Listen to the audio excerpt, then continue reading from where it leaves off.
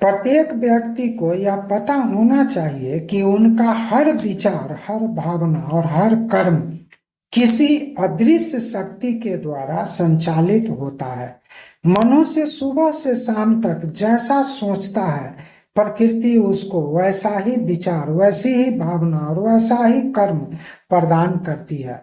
आप सुबह सवेरे जिसके बारे में सोचेंगे, आप दिन भर उसी के बारे में सोचते रहेंगे और रात को सोते समय भी उसी के बारे में सोचकर सो जाएंगे। यह सब प्रकृति प्रदत्त है। मनुष्य तो कठपुतली है, संचालक है अदृश्य शक्ति। कभी हम पूर्ण उत्साह में होते हैं और कभी बिना कारण के निराश। कभी हमें साधु संतों की बातों, अध्यात्म की बातों में गहरी रुचि होती है और कभी अनावश्यक गुस्सा, क्रोध, लोभ, मोह घेर लेता है। भगवत गीता का अध्याय 14 हमें इस रहस्य से परिचित कराता है। यह अध्याय बताता है कि हम कैसे तीन अदृश्य गुणों सत्व, रज और तम के अधीन होकर जीवन जीते हैं। आज हम इसी अध्याय को सरल भाषा में समझेंगे ताकि हम जान सकें क्यों हम वैसा सोचते हैं और जैसा सोचते हैं वैसा ही बन जाते हैं, और कैसे अपने जीवन को त्रिगुणों से ऊपर उठाकर शिव तुल्य बना सकते हैं। दोस्तों, मैं हूं एनपी सुशील और आप इस वक्त देख रहे हैं अपना पसंदीदा चैनल नागा साधना, जहां आज आप सुनेंगे भगवत गीता का 14वां अध्याय, जिसे त्रिगुण विभाग योग भी कहा जाता है। यह अध्याय सिर्फ सुनने योग्य नहीं बल्कि बहुत कुछ सीखने योग्य है। श्री कृष्ण का उपदेश अध्याय 1 से 18 तक जो भी व्यक्ति बार बार सुनता है, उसे समझता है और अपने जीवन में उतारता है, वह जीवन के सभी सुखों को तो प्राप्त कर ही लेता है, साथ ही साथ जन्म मरण के बंधन से भी मुक्त हो जाता है। आइए सुनते हैं अध्याय 14 का सारांश। दोस्तों, आपसे एक विनती अवश्य करूंगा, यदि यह वीडियो ज्ञानवर्धक लगे तो इसे लाइक जरूर करें, दोस्तों को शेयर करें, चैनल नागा साधना को सब्सक्राइब करें और कमेंट में जय श्री कृष्णा जरूर लिखें। आइए सबसे पहले जानते हैं कि मानव जैसा सोचता है वैसा ही बन जाता है। ऐसा कैसे होता है? हमारे पास दो माइंड है, चेतन कॉन्शियस माइंड और अवचेतन सब कॉन्शियस माइंड। चेतन मन तभी तक कार्य करता है जब तक हम जागते रहते हैं, और यह हमारे जीवन के केवल 10% कार्य को संपादित करता है। अवचेतन मन हमारे जन्म से मृत्यु तक लगातार 24 घंटे कार्य करता रहता है और यह हमारे जीवन के 90% कार्य को पूरा करता है। हम जो भी सोचते हैं, अवचेतन मन उसी आदेश को हमारे मस्तिष्क यानी ब्रेन के पास भेजता रहता है और हमारा मस्तिष्क हमें उसी प्रारूप के लिए तैयार करता रहता है। अंततः हम वैसा ही बन जाते हैं। इसीलिए तो कहा जाता है सदा अच्छा सोचो, बड़ा सोचो। यदि आप बड़े कार्य के बारे में सोचते हैं और उसी के बारे में लगातार 21 दिनों तक सोचते रहते हैं, तो आपका अवचेतन मन लगातार 21 दिनों तक वही मैसेज आपके ब्रेन को भेजता रहता है। अंततः आपका ब्रेन आपको उस बड़े कार्य के लिए तैयार कर देता है।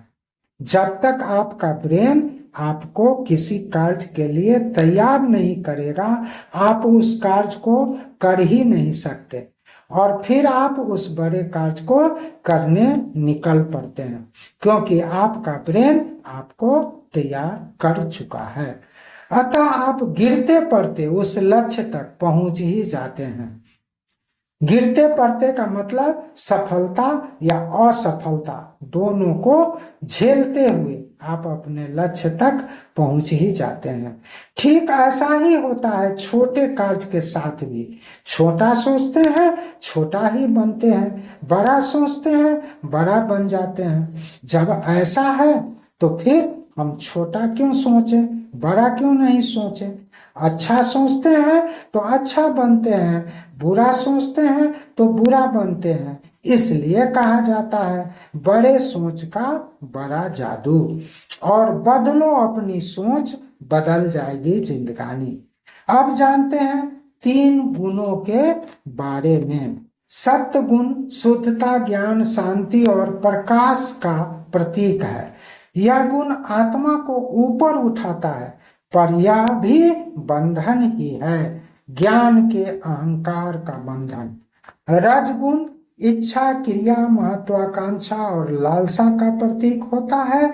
यह मनुष्य को क्रियाशील बनाता है, परंतु फल की आसक्ति से भी बांधता है। तम गुण अज्ञान, आलस्य, मोह, लोभ और निष्क्रियता का प्रतीक है। यह गुण व्यक्ति को नीचे की ओर खींचता है और अंधकार में डालता है। इन तीनों गुणों का खेल ही संसार का चक्र है, लेकिन जो इनसे ऊपर उठ गया वही गुणातीत कहलाता है, वही मुक्ति को प्राप्त करता है। आइए इन तीनों गुणों को और स्पष्ट करते हैं। सत्व गुण, यह गुण व्यक्ति को शांति, संतोष, शुद्धता, विवेक और ज्ञान का प्रकाश देने का कार्य करता है। सत्वगुणी व्यक्ति सत्य प्रिय, परोपकारी, संयमी और ज्ञानी होते हैं। ऐसे व्यक्ति ज्ञान प्राप्त करने में ही मग्न रहते हैं। सत्व गुण से ओतप्रोत व्यक्ति समाज में ही रहते हैं, किंतु समाज से दूर एकांत प्रिय होते हैं, क्योंकि इन्हें ज्ञान की प्राप्ति हेतु शांति की जरूरत पड़ती है। रजगुण हमें कार्य करने की प्रेरणा देता है, अपने लक्ष्य की ओर बढ़ने को प्रेरित करता है, लेकिन इसमें भी इच्छा होती है, फल पाने की इच्छा।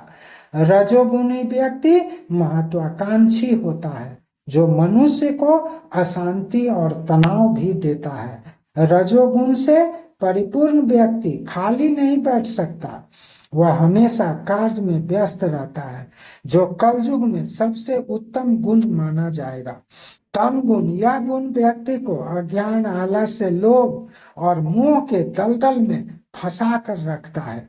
व्यक्ति को नकारात्मक बनाने में तमोगुण की अहम भूमिका होती है। ऐसे व्यक्ति प्रायः न करेंगे न करने देंगे की प्रवृत्ति वाले होते हैं। तमोगुण व्यक्ति को हिंसा, क्रोध, मोह, अहंकार, भय और व्यसनी बनाता है।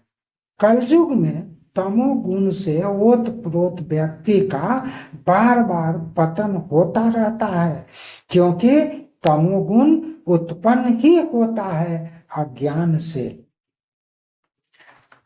भगवान श्री कृष्ण कहते हैं ये तीनों गुण सत्व, रज और तम मिलकर ही जीव को बांधते हैं, जैसे रस्सी के 3 रेशे।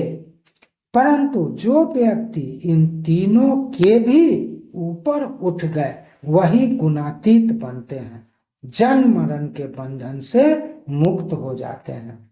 अर्जुन पूछते हैं, हे प्रभु, कैसे पता चले कि कौन सा व्यक्ति किस गुण के प्रभाव में है? तब श्री कृष्ण इसे और स्पष्ट करते हुए बताते हैं, हे पार्थ, सत्य गुण से प्रभावित व्यक्ति का मन हमेशा शांत रहता है, वह शांतिपूर्ण वातावरण पसंद करता है, वह ब्रह्म मुहूर्त में जगने वाला होता है, कम सोने वाला होता है, संतुलित एवं सात्विक आहार ग्रहण करने वाला होता है, भक्ति में समय देने वाला, सेवा एवं परोपकार का कार्य करने वाला, प्रेम पूर्ण व्यवहार करने वाला, आत्मनिरीक्षण, स्वाध्याय और ध्यान आदि में व्यस्त रहने वाला व्यक्ति सत्वगुण वाले होते हैं। रजगुण से प्रभावित व्यक्ति की जिंदगी भाग दौड़ वाली होती है।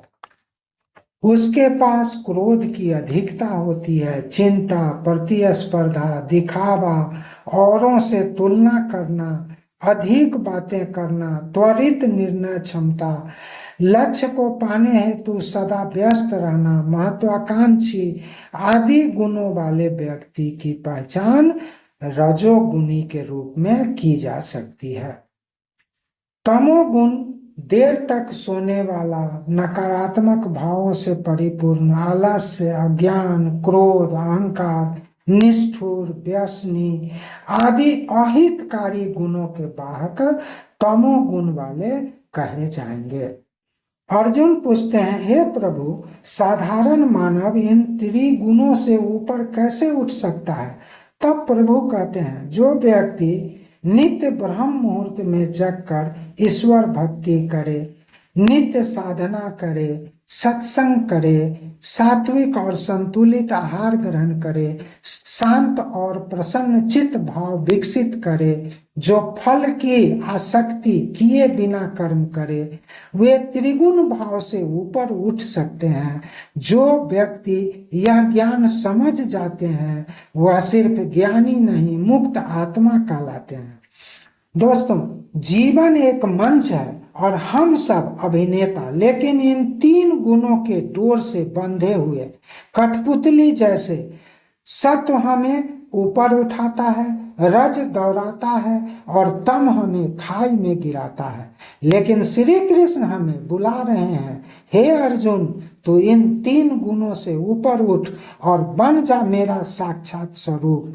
जो व्यक्ति इस ज्ञान को समझकर व्यवहार में लाता है वो सिर्फ ज्ञानी नहीं, गुणातीत बन जाता है। वह जन्म और मृत्यु के बंधन से मुक्त हो जाता है। तो क्या आप केवल तीन गुणों के गुलाम बने रहेंगे या उन पर विजय पाकर भगवान को प्राप्त करेंगे? अगर गीता अध्याय 14 का यह ज्ञान आपके दिल को छू गया हो तो इसे सिर्फ सुने नहीं, जीवन में उतारें और इस वीडियो को एक ऐसे इंसान तक पहुंचाएं जो भीतर से शांति चाहता हो, जो आजादी चाहता हो। हरि ओम।